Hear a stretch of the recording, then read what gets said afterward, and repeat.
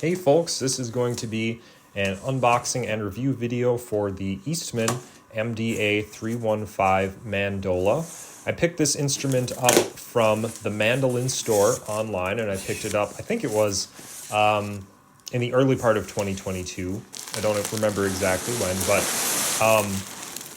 I just wanted to do this unboxing video just to show you what this instrument is, everything that's included. So this is kind of the unboxing segment. And this is one of the cheapest mandolas you can get out there, as far as I'm aware, in this F style. So it's pretty cool. And when I ordered it, this is what I got inside the case. It does come with this certificate of authenticity, which is kind of cool.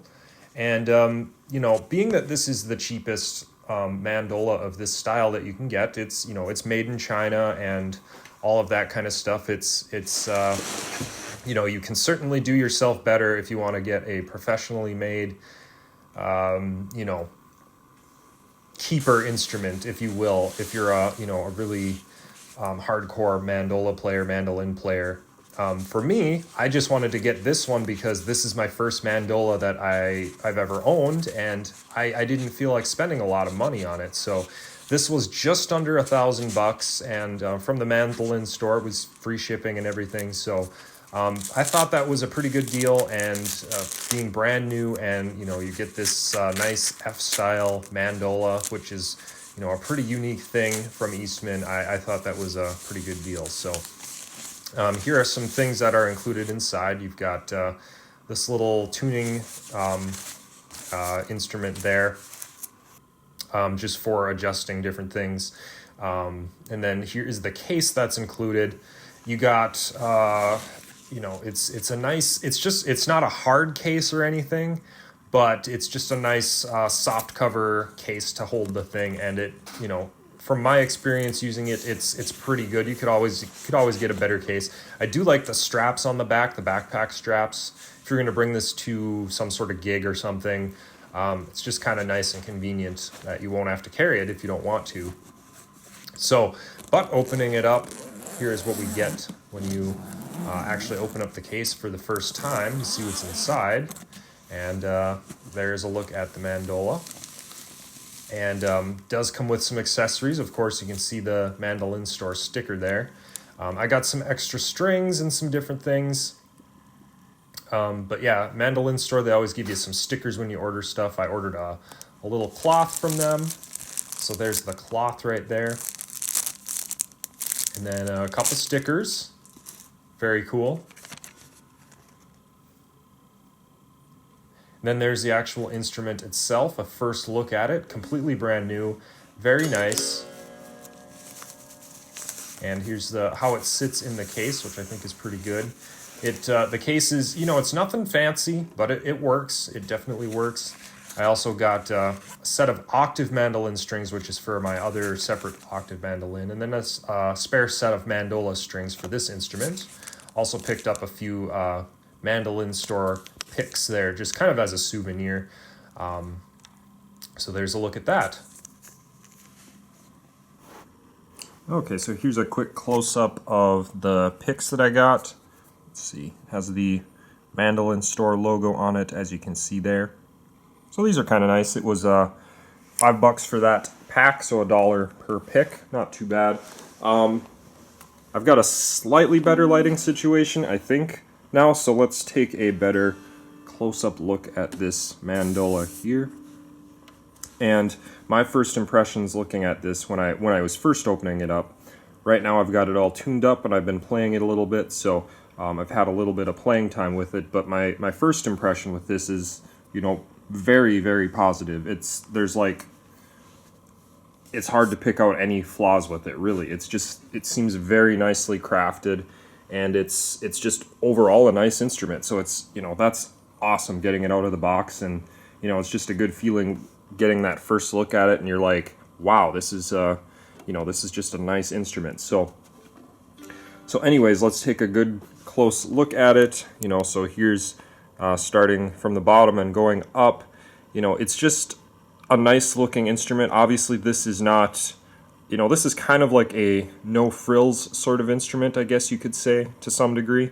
It's, you know, it's got a few intricate little features, and just by the fact that it's you know, kind of this F-style design with the scrolls and everything, that's kind of an intricate feature in itself. But aside from that, there's you know, we've got the binding that just goes along the top here, but if you turn it around, you'll see that it doesn't go along the back or, you know, any of the points or any of that.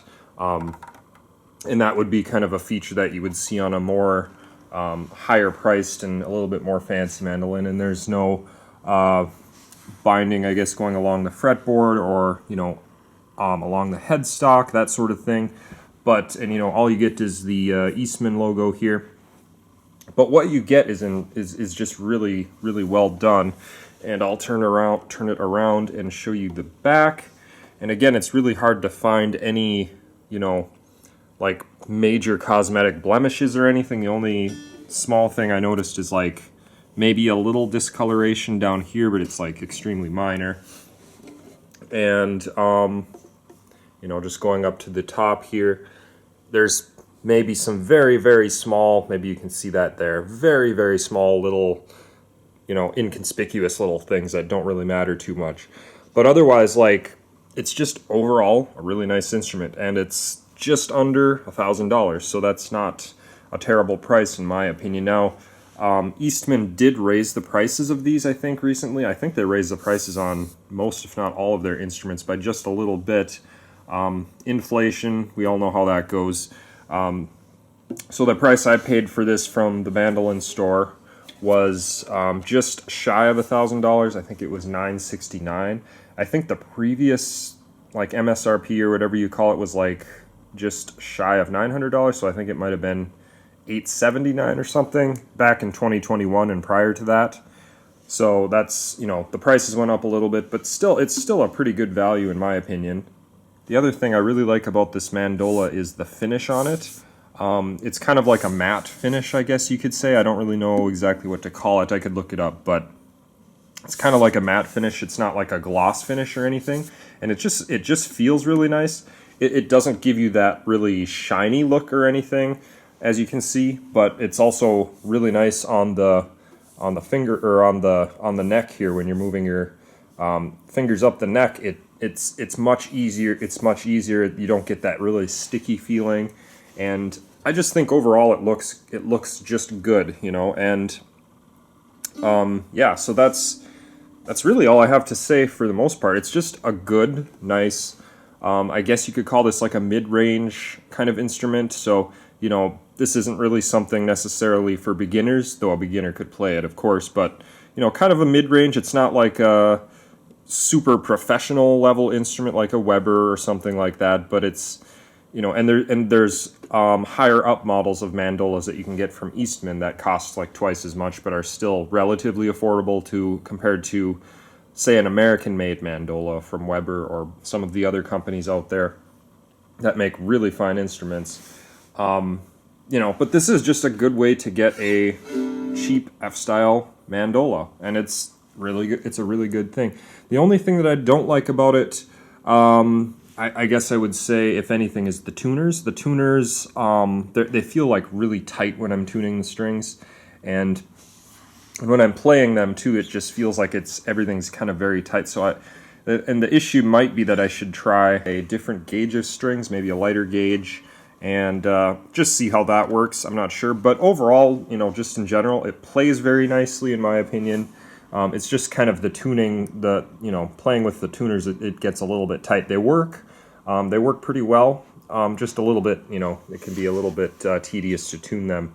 So, but anyway, there is a good look at it. I'll give you just another quick front and back here.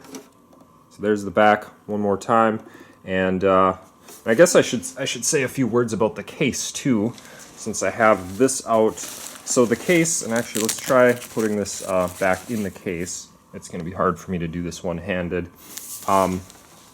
It's an okay case. It's not, you know, I would have much preferred a hard case, and I definitely would have paid a little bit more money for a hard case. I'm just a hard case kind of person. I just really like the protection you get from them. But it's not a bad case, you know, this little Velcro strap saddles the mandola's neck right there in place, so it, you know, it's a little bit sturdy. And then it's a good, you know, pretty tight fitting case, but it's a you know, it's got a little bit of room here just for a little bit of movement, I guess. Zips up very nice, and you know, it's a good, you know, decent thick padding. So, and it's very nice and portable, so I like that. It's got the logo right there, which looks good. And you've got the one pocket on the front here where I put my my cloth, and I've got an extra set of strings in there. So I'm going to put the picks in there too, so one nice pocket. Like I was saying, I do prefer hard cases, and you know, I prefer having the little section in there where you can put all your strings and picks inside the case. Actually, I just like that a little bit better than having this this pocket here. But you know, it works, and you know, so there's that. You got the two carrying handles here, and then one feature that I do like that you would never get on a hard case is the backpack straps here, which is really nice if you're going you know, out to you know, maybe a festival or something of that sort. Having these is really handy, so you don't have to carry it all the time. Just put it on like a backpack, and I'm not aware of any hard cases that have any features like that. So let's open this up again. It's also got a couple of these, I'm not really sure what you call them, but they're good for setting this on the ground, I guess, and taking some of the impact. I'm not really sure what the purpose of those is really, but in any case, those are there. And there's a look at the mandola in the case. So with all of that said, let's play a couple tunes.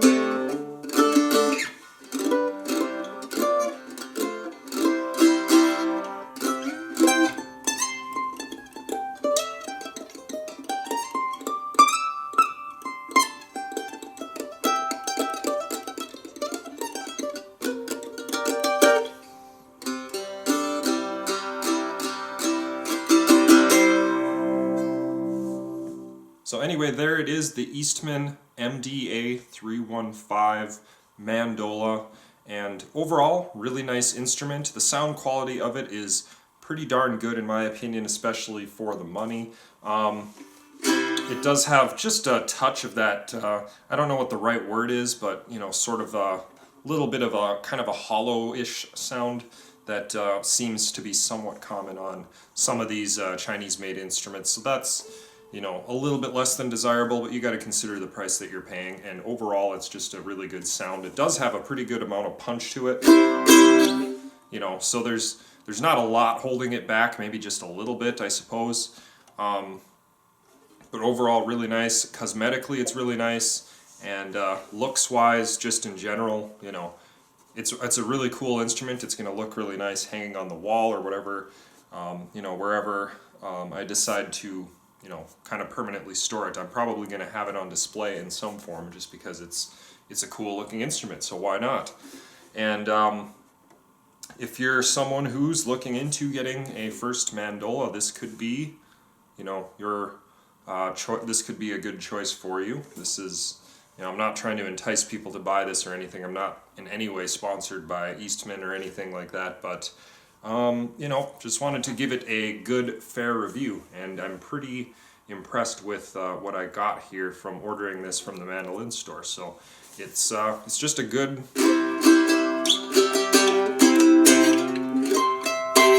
It's a good mandola. So there it is. Hopefully this helps a few people out. Thank you for watching.